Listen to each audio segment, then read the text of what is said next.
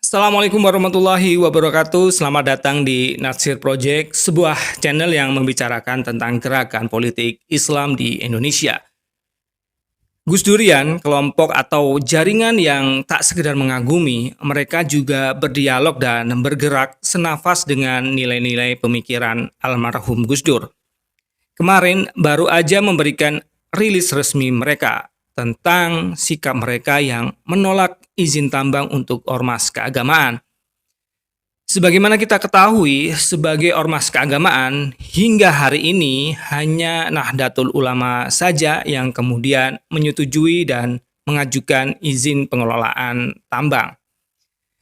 Sementara yang lainnya seperti pengurus pusat Muhammadiyah, Konferensi Wali Gereja Indonesia, Perhimpunan Mahasiswa Katolik Republik Indonesia atau PMKRI, HGPP dan juga PGI. Dan banyak yang kemudian terlebih dahulu menolaknya. Gus Durian yang menurut saya pribadi adalah salah satu akar rumput dari warga Nahdliyin, akhirnya juga memberikan penolakannya.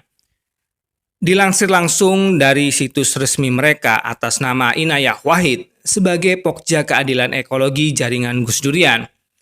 Mereka kemudian menjelaskan dengan sangat rinci.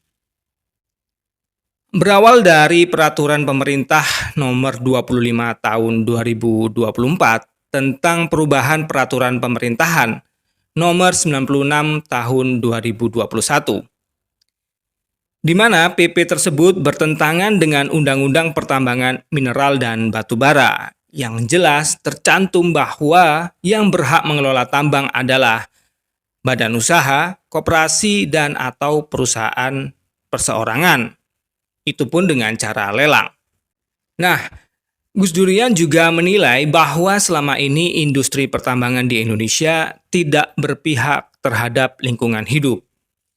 Bahkan, mereka cenderung merusak alam, serta mengabaikan kehidupan sosial budaya di sekitar atau di dalam proyek tambang. Dan pelibatan organisasi keagamaan sebagai penerima hadiah dari rezim penguasa pemerintahan justru memunculkan diskursus tentang peran organisasi sebagai penjaga moral dan etika bangsa, di mana keterlibatan organisasi keagamaan dalam sektor industri pertambangan justru dapat menimbulkan resiko turunan. Hal ini terkait dengan watak pelaku tambang yang jauh berbeda dengan organisasi keagamaan, di mana organisasi keagamaan itu memiliki akar rumput kemasyarakatan yang berpotensi mengalami konflik sosial apabila terjadi persoalan di tingkat lokal. Baik itu dampak alam yang merusak hutan adat misalnya, atau dampak sosial berupa penggusuran dan hilangnya kesempatan warga lokal untuk hidup di tanah kelahirannya sendiri. Hal itu justru dipandang dapat membenturkan masyarakat dengan ormas keagamaan yang mengelola tambang itu sendiri.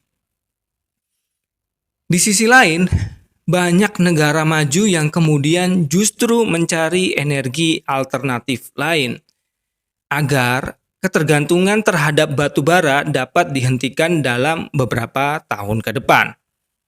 Karena aktivitas tambang batu bara dikategorikan sebagai bahan bakar kotor, yang dimana proses produksinya dapat merusak alam, serta menyebabkan polutan berbahaya bagi habitat di sekitar tambang. Bahkan, industri batubara juga dinilai sebagai pemicu pemanasan global. Nah, disinilah kemudian Gus Durian menempatkan posisinya.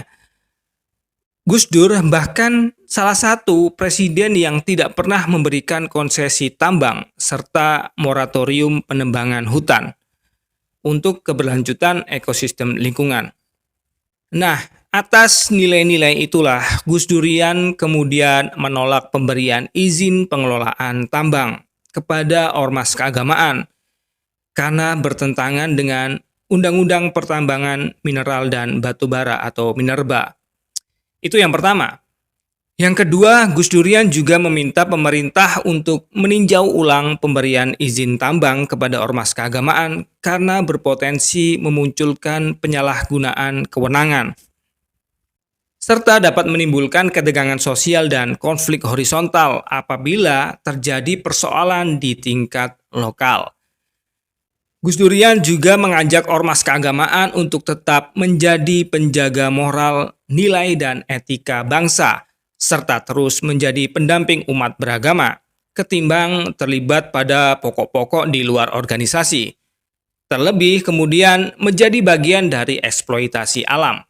Selain itu, Gus Durian juga meminta masyarakat untuk tetap kritis terhadap kebijakan pemerintah dan memastikan bahwa penyelenggaraan negara tetap sesuai dengan konstitusi dan diperuntukkan demi kemaslahatan umat. Lantas bagaimana dengan komentar elit struktural Nahdlatul Ulama sendiri? Kita coba simak video ini. Nah apa? Nah kemudian ditawarkan, kalau ormas mau silakan ambil, silakan mengajukan permohonan. Ya, barang sudah ditawarkan begini masa nggak mau? Sampean ditawani gedok aja mau, ditawani tambah. Ya, kita maulah, kita ajukan Kenapa? Karena kita butuh. Kita jelas butuh, ini desperate ini. Ya, orang ini udah melarat berapa lama ini sampai imajinasi kaya aja nggak punya.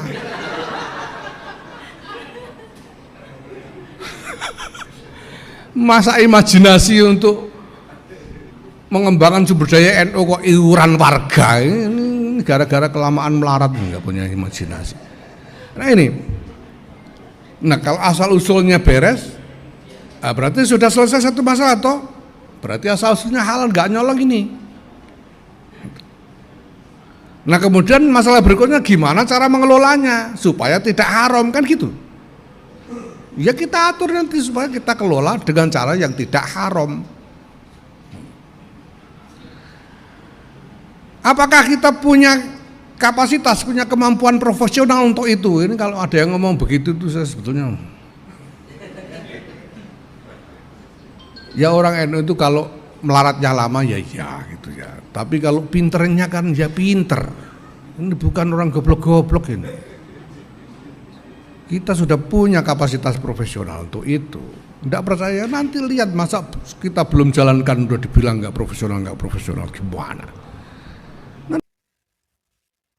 Nampak sederhana memang apa yang diutarakan oleh Ketua Umum PBNU itu. Dan ya, kita juga tidak bisa menyalahkan pihak yang menerima tawaran jika orientasinya adalah ekonomi, bukan ekologi. Apalagi ideologi Mbah Hasyim Asy'ari. Karena bisa jadi yang memberikan tawaranlah yang kemudian mengkerdilkan makna organisasi keagamaan itu sendiri. Allahu a'lam bishawab. Terima kasih telah menyimak video ini. Semoga Allah Azza wa Jalla menerima gerakan politik Islam ini sebagai amal ibadah kelak di yaumul akhir. Barakallahu fikum. Wassalamualaikum warahmatullahi wabarakatuh.